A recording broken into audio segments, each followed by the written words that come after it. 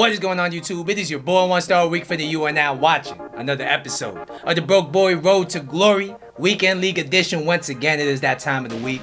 And as you guys know, last episode, I left you off on the cliffhanger of what I was going to do with my team. And before I show you guys that, I opened a bunch of SBCs recently. Because as you guys know, they've dropped a bunch of SBCs recently. I don't know how else to say it. And the pack luck on this account is back. It is absolutely back. You're going to be seeing, at first, I think some of the packs I opened yesterday were not that great, all right? It is what it is. Not every single pack could be a hit. I mean, we have to accept the L's to celebrate the W's. And the W's were massive. Today, Saturday, EA dropped a 50k pack SBC. It requires a 77 rated team with 95 chem and 1 UCL rare card. A great value, even if it is untradeable. I knew I had to do it. I went ahead and did it. I saw the UCL flare. I saw the Brazilian flag. I knew it was going to be a walkout, and I was thinking, is this my Neymar moment? Nah. The luck on this account is not quite that good. But we packed Casemiro, and I was already over the moon with packing a walkout using mostly untradables on my account. I opened the pack. I look at the duplicate section. And what will you think? What do you think you're going to see there? I saw the French flag.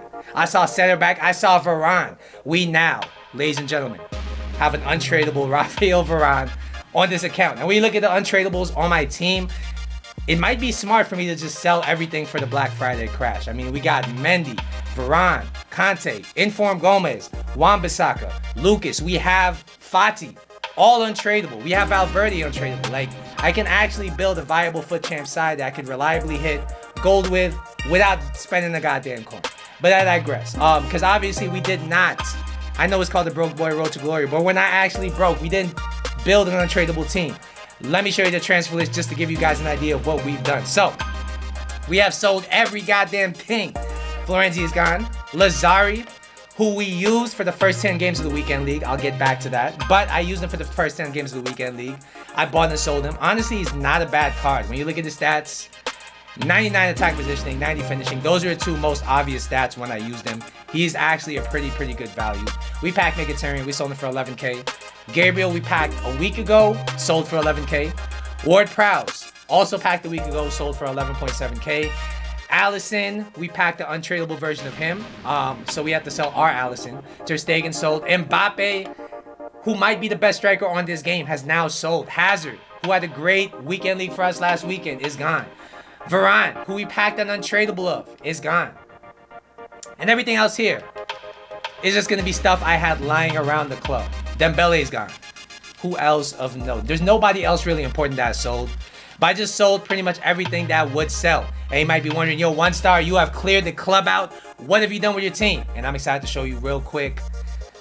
The first thing that's going to stand out to you in this team is big boy Cristiano Ronaldo has made his debut for our squad. Our big signing of the Weekend League. And when I say big, I mean big. 1.5 million goddamn coins. And as you guys see here, he has gotten a great return for us. 17 games played, most of them in the Weekend League. 23 goals and 12 assists. We have also brought in Cuadrado. After we packed Varane today, we had enough coins to bring in Cuadrado. Of course, he's going to be playing right mid in the 3-5-2. And I think if you're looking for the perfect right mid in the 3-5-2, this is pretty much as good as it gets.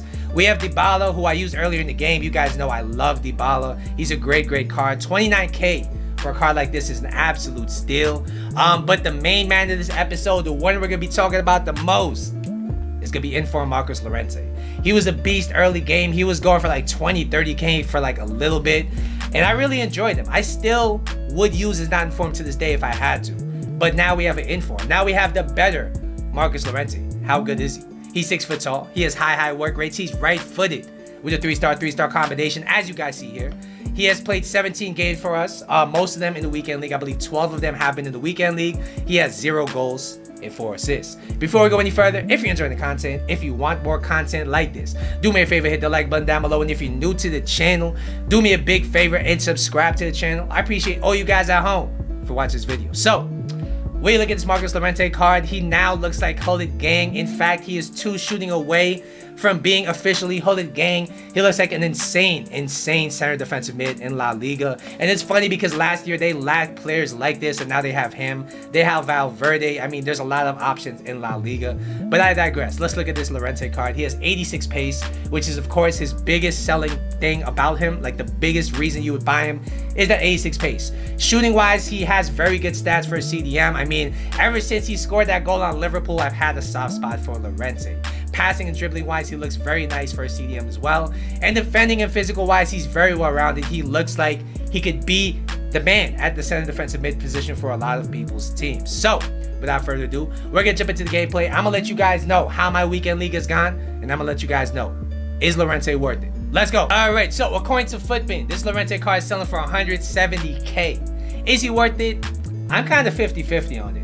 I'm gonna break down the stats though so I can explain to you better. So first we're gonna talk about his pace. He has 86 pace, and obviously there is absolutely no complaint here. I mean, I didn't even throw a pace chem style on him and he felt rapid. His acceleration is 81, but his sprint speed is 90, so he really comes in handy for the counters. He really comes in handy when it comes to covering a lot of ground in the midfield. And let's say you're using a two-man midfield. I think this guy's gonna be perfect for that role. Overall, this guy's pace is a 9.5 out of 10. If you wanna make him a 10 out of 10, throw a shadow on him. Next, we'll talk about shooting, and I'm going to cover this very briefly because I'm pretty sure a lot of you guys won't be bringing this guy in to be a striker or anything like that, unless you're trying to play like Atletico Madrid in real life. But I digress. He's a very good striker of the ball when it comes to center defensive mids, when it comes to center mids on this game. He can reliably overlap with his 86 attack positioning and finish from most angles. He has 79 shot power. I mean, I'll put it to you this way. I have Cuadrado on my team. He has better shooting than Cuadrado. He has better shooting than most wingers on this game, actually. Overall, I will give this guy a shot. 8 out of 10. It's very solid. If you need a CDM that could keep the opposition honest, this guy might be it. Next, we'll talk about his passing. And honestly, I had no issues with it at all whatsoever. If you're looking for a happy medium between his not informed and somebody like De Jong, who's a deep lying playmaker, I think this guy might be it. I mean, he has 83 vision, 87 short passing, 85 long passing, 76 curve. Those are totally decent stats. And in game, he does everything very well. His over-the-top through balls are accurate. His driven passes have a nice weight to them. In and around the box, in those tight areas, he's also very decent as well. And overall, I would have to give his passing an 8 out of 10. If you need a CDM that's press resistant, that can pass his way out of trouble, Llorente might be the guy. Next, we'll talk about his dribbling. And what I will say about his dribbling is that it's very good for a CDM. I mean, he feels very smooth for a CDM that's 6 foot tall, that only has 77 agility, 71 balance, everything like that. His actual ball control is a bit disappointing to me because I expected him to feel very nice as far as in the tight areas because he has 84 dribbling, 85 ball control, 86 reactions. It's not very often you have a CDM that has those stats. But he felt very average. He was dispossessed rather easily when I tried to do too much with him in tight areas. I think it's just because he's 6 foot tall. I don't think you can do anything to this guy's dribbling to really make him be a great dribbler of the ball. But as far as what his role is, which is going to be press resistance, which is going to be to get the ball, push it forward, make a pass, he's going to be okay at that. Overall, this guy's dribbling is a 7.5 out of 10. Alright guys, so finally we will be talking about his defensive and physical contributions. And I can't complain, they're very good. First we're going to talk about stand tackle, it's 82. And I noticed that he has a very good stand tackle. If you time it well, if you go in there very aggressively, he will as well. And he'll come away with the ball more times than not. His interceptions were also, like his stand tackle, very good. It's a step below Conte because if you've ever used Conte, you know that Conte is just always there to intercept the play. Even if you don't deserve the interception, Conte has magnets. This guy doesn't quite feel as overpowered, but he's very decent in his own regard. His 83 strength means that he doesn't really get bullied very often in the midfield. I mean, don't get me wrong. If he faces a Ronaldo or Pogba, he's not going to be able to really push them off the ball. But against most players, he's fine. His 88 stamina is very good as well. Overall, this guy's defensive and physical contributions are an 8 out of 10. All right, guys, so what's the final verdict on this card? I think this card is a great card. So you might be wondering why I don't co-sign the 175,000 coin price mark on him. And what I will say is that this card's very good. This card's definitely usable in the weekend league. This card will not let you down. But his not informed is only like 2, 3, 4K. and it's almost just as good. Honestly, I used not informed for so long on this FIFA. I'm now using this card. I don't notice a big difference. I do not notice a difference that necessitates you buying him for 170k. And I guess it makes sense because when you look at his upgrade, he's gotten big upgrades to his shooting, to his passing, but his defensive and physical stats are largely very, very similar, and it does feel like that in game. So when it comes to what he does well, he does the same things well as his not informed, and his shooting and passing, while are nice upgrades, don't really change the card he is. So in my opinion, I would go for the non-inform, especially if you're trying to save coins. But at 170k, like I say, he's not the worst value in the world either. Overall, I have to give him an 8.5 out of 10. He's one of the better CDMs on this game, one of the best in La Liga, and he's definitely worth bringing in if you want the best possible version of him. All right, guys, so you might be wondering how I'm doing the weekend league, and it's been another weekend league. That's all I'm gonna say about it. The gameplay has been really bad, and it makes sense now because EA has released this connection tool where you could go ahead and check your connection to the EA servers, and it gives you a bunch of information. And my rating out of 100 on the website is 67. And I don't really understand why. Because my ping is averaging around 20 milliseconds, which is on their site good. My packet loss is good as well. My jitter is good as well. Like, all the metrics on their website have me in the green.